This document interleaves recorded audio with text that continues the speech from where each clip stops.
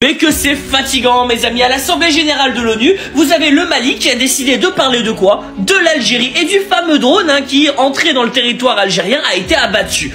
Je ne saurais passer sous silence la destruction d'un aéronef de type drone des forces armées maliennes le 1er avril 2025 par la junte algérienne. Le Mali condamne fortement cette agression et a saisi la Cour internationale de justice à cet effet. Voilà le sujet central du Mali lorsqu'il va à New York pour parler du monde. Non mais là je vous avoue que je commence à en avoir un tout petit peu marre parce que regardez, vous avez ici le Mali qui décide de parler de cette affaire. Est-ce qu'il n'y a pas au Mali des sujets suffisamment importants qui intéressent toute la communauté internationale pour pas parler de l'Algérie? Moi personnellement, si mon pays était dans le même état que le Mali, déjà j'essaierais d'améliorer la vie des gens. Donc l'indice de développement humain. Quand on sait que l'IDH au Mali, il est 188e sur 193, j'ai envie de dire, on est quand même dans une mauvaise situation. Et les 5 autres pays qui sont derrière, c'est 5 pays africains de la même région. Donc il s'agirait d'agir. Et sans transition, mes amis, vous le savez, je suis un amoureux de la souveraineté des États. Et c'est pour ça, mes amis, je vous apporte une information très différente. Le seul truc que je vous demande en échange, vous le savez, je vais pas le répéter, hein, la petite croix, la petite flèche, le commentaire et le cœur. Et vous allez voir que le Mali, il a plein de problèmes à régler. Quand on sait par exemple que la principale production du Mali, c'est l'or, et qu'il y a eu une baisse de 25%, quasiment d'un quart de la production du pays en matière d'or en un an, tu te dis, peut-être que c'est le moment d'agir et d'éviter qu'il y ait ce genre de choses. Alors faut-il noircir tout le tableau sur la question du Mali? Non, il y a aussi des choses positives, il y a le remboursement de la dette, mais enfin n'oubliez pas que la dette est remboursable, peut-être parce que l'Algérie a effacé une très grosse partie de la dette qu'elle avait avec le Mali, je crois même que l'entièreté. Mes amis, il est temps de passer à autre chose, cette histoire de drone c'est du passé, il faut construire des collaborations dans le futur, et donc, penser avec le seul État qui ait toujours défendu la souveraineté des États dans la région, c'est l'Algérie. Et vive la France libre et souveraine. Je sais pas pourquoi je dis ça, mais j'avais envie de le dire. Bonjour et bienvenue. Aujourd'hui, on plonge au cœur d'une relation qui craque de toutes parts. Celle entre Alger et Bamako. Une tension, oui, à couper au couteau. Absolument. On n'est plus dans la simple brouille diplomatique là. On sent qu'on frôle vraiment la rupture entre ces deux voisins, pourtant clés au Sahel, et autrefois alliés historiques. D'un côté l'Algérie, la puissance régionale, c'est clair. De l'autre, le Mali, voisin stratégique, oui, mais un pays complètement fragilisé, exsangue même. Et puis il y a eu cette étincelle récente. Ce fameux drone malien, abattu près de la frontière fin mars, début avril 2025. Vers Tinzawatine. Exactement. L'incident qui cristallise tout, qui met le feu aux poudres. C'est ça, c'est le symptôme parfait d'une relation qui s'est, disons, profondément envenimée. Alors justement, notre objectif aujourd'hui, aller au-delà des communiqués, des déclarations officielles. On va essayer de décrypter cette relation devenue toxique, comprendre les non-dits, les stratégies. Et surtout, qu'est-ce que cette crise nous dit des rapports de force actuels dans un Sahel déjà si instable? C'est la vraie question. Commençons par l'affaire du drone, parce que là, on est en pleine guerre des récits, non ? Ah oui, complètement.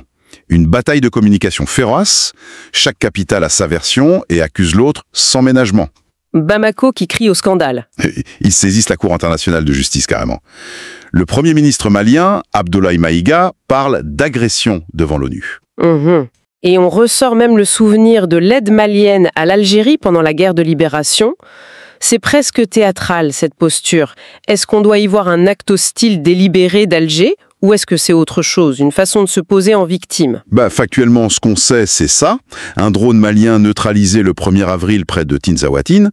La position de Bamako, elle est simple, simple sur le papier. L'appareil était chez lui dans son espace aérien. Donc pour eux, c'est une violation flagrante. Voilà, violation de souveraineté, point final. Et l'invocation du passé, ça sert à dramatiser, à peindre l'Algérie en agresseur ingrat, surtout vu les difficultés actuelles du Mali. Ça ajoute une charge émotionnelle très forte. Oui, dramatiser ou peut-être instrumentaliser ce passé. Parce que du côté d'Alger, on est très très loin de cette version des faits. Ah ça oui, radicalement différente. Alger confirme bien avoir neutralisé le drone, mais affirme, sans aucune ambiguïté, que l'appareil avait violé son espace aérien. Ils ont donné des chiffres, hein? Oui. Ils parlent d'une pénétration de 1,6 km à l'intérieur de leurs frontières.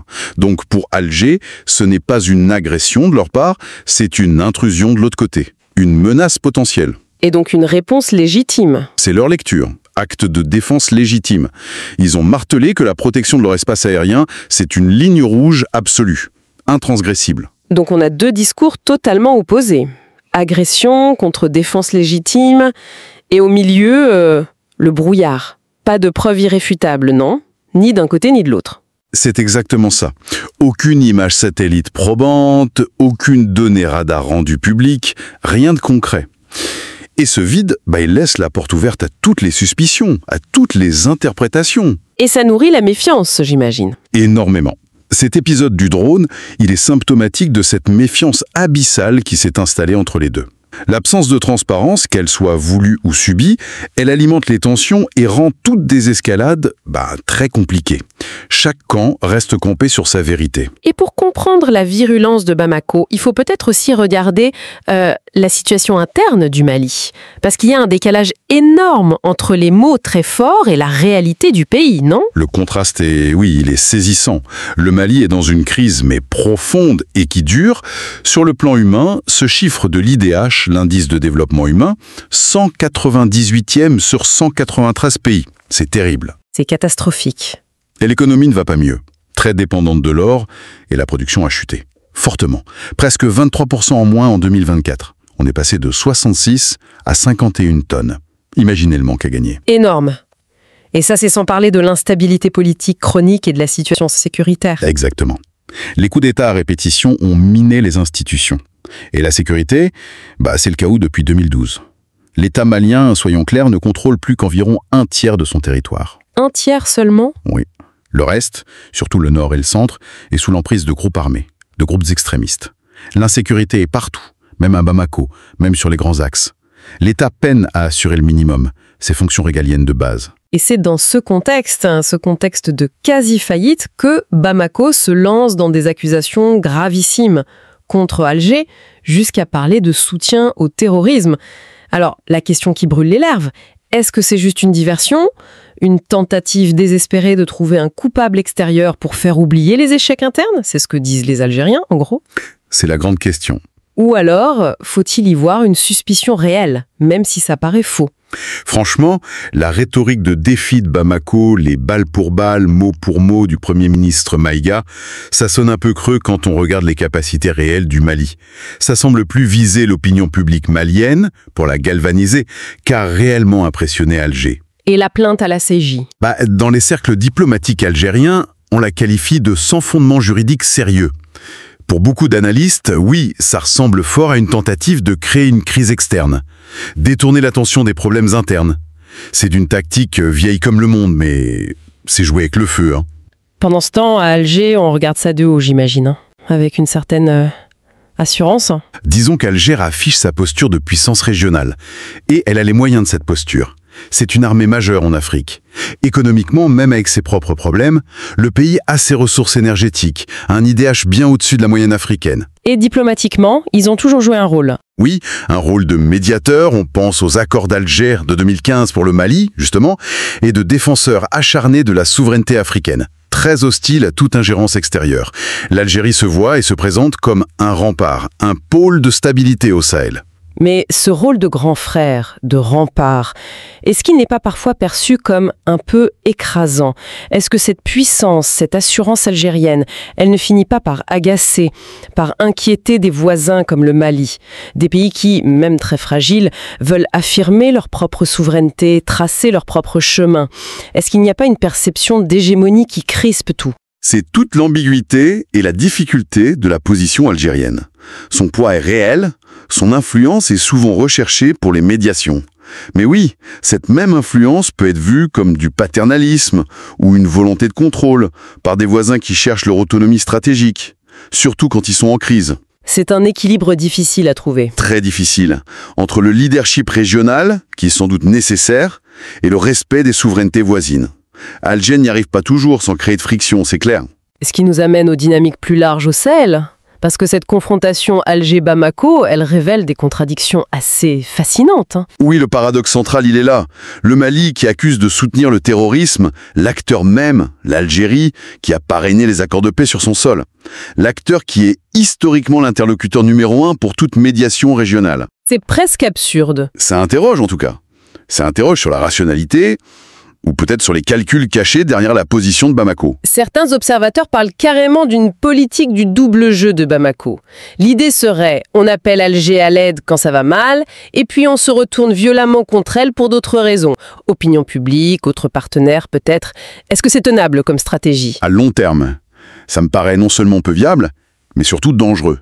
Pour le Mali lui-même, ça risque de l'isoler encore plus, de saper le peu de crédibilité qui lui reste. Et surtout, ça ignore une réalité géopolitique de base.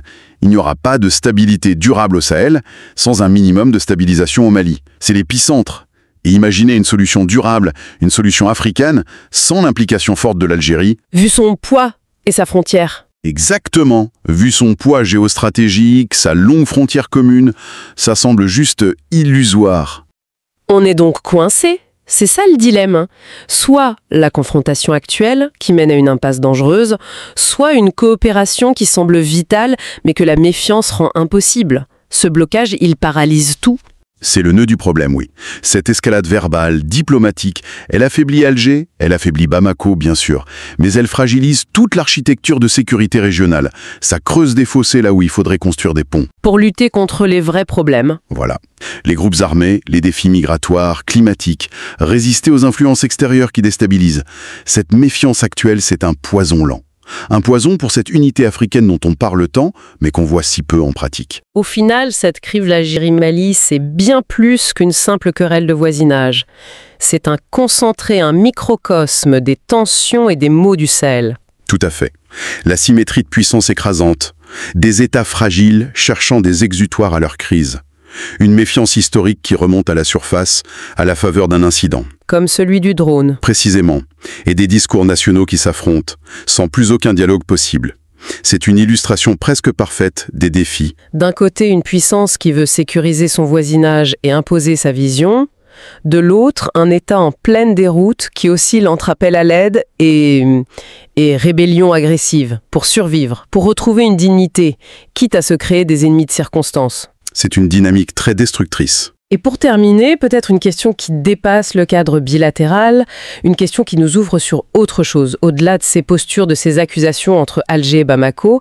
Est-ce qu'on n'assiste pas en fait à une reconfiguration plus large? Est-ce que cette tension, elle ne sert pas volontairement, ou non, des jeux d'influence extérieure?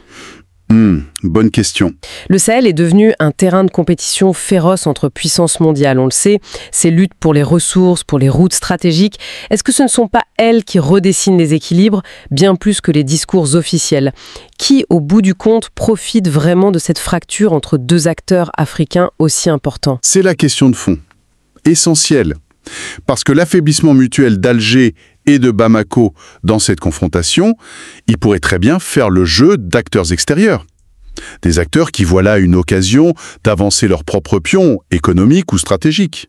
Donc, regarder que la relation bilatérale, c'est passer à côté de l'essentiel. Ce serait passer à côté d'une dimension absolument déterminante de cette crise, oui. Il faut absolument replacer ça dans ce contexte global de compétition accrue au Sahel. Sinon, on ne comprend qu'une partie de l'histoire.